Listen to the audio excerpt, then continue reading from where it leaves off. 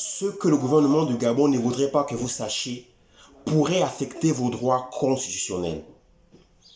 Et je vais vous le montrer avec des textes précis et clairs.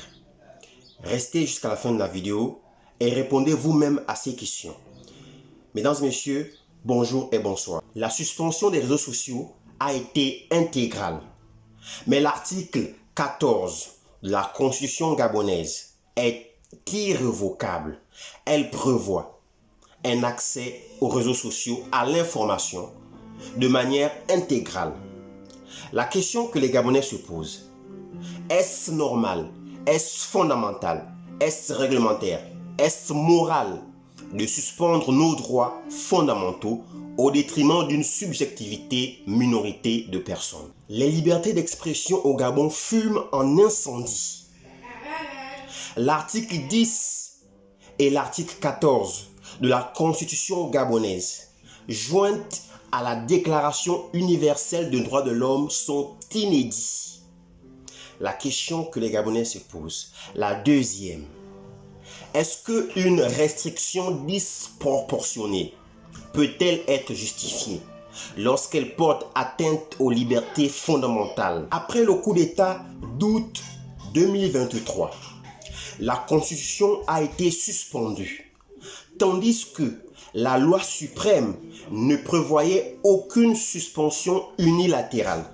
La question que les Gabonais se posent, est-ce qu'une Constitution peut-elle être suspendue sans procédure légale? La nouvelle Constitution gabonaise consacre tous les pouvoirs entre les mains du président. La même Constitution gabonaise abolit le rôle du Premier ministre. Or que, tandis que l'article 5 de la Constitution gabonaise garantit la séparation des pouvoirs, est-ce compatible, la question que les Gabonais se posent, est-ce compatible avec la démocratie et l'état de droit dans notre pays, le Gabon? Allons-y cette fois-ci sur l'éligibilité militaire. Le PIDCP, qui est un pacte international relatif aux droits civils et politiques adopté à l'ONU en 1968, garantit une élection sur une base légale.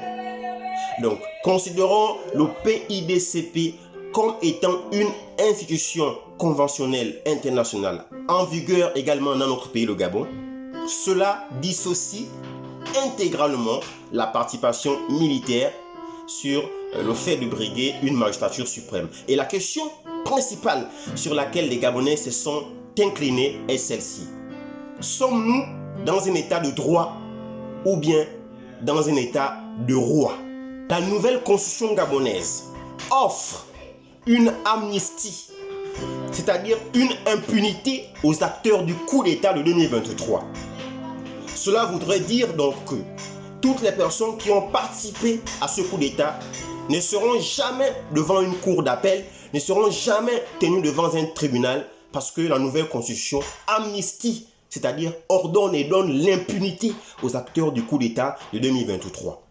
La question que les Gabonais se posent, est-ce que cette constitution est faite ou a été faite pour les Gabonais ou a été modélée pour des personnes qui, autour d'elles, ont consacré énergie, écriture en faveur de leur intérêt personnel? La modification du système électoral est également un enjeu sur lequel nous nous sommes penchés. Parce que la nouvelle constitution gabonaise a désormais suspendu le deuxième tour électoral. Et nous sommes désormais à un seul tour électoral. Notre pays, le Gabon, a besoin d'un changement véritable. Nous avons besoin de dirigeants capables de tenir des actions concrètes qui peuvent aider le peuple gabonais. Le Gabon est ambitieux et son peuple est alors plus qu'ambitieux. Ce signal d'alarme est lancé à l'endroit de toutes personnes publiques et privées ayant conscience bonne et capable d'entendre ces signaux qui retentissent aujourd'hui dans l'ensemble du territoire national. Mesdames et messieurs, loin des critiques inégales, loin d'un problème personnel, loin des subjectivités étendues, mais de manière exponentielle, comme un jeune Gabonais, Je viens d'exposer les dérives aujourd'hui que fait face notre pays, le Gabon, sur l'étendue du territoire national. Je vous remercie. Partagez massivement la vidéo sur l'ensemble du territoire national. Exact Mungengi Mungengi, capitale économique du Gabon. Je vous remercie.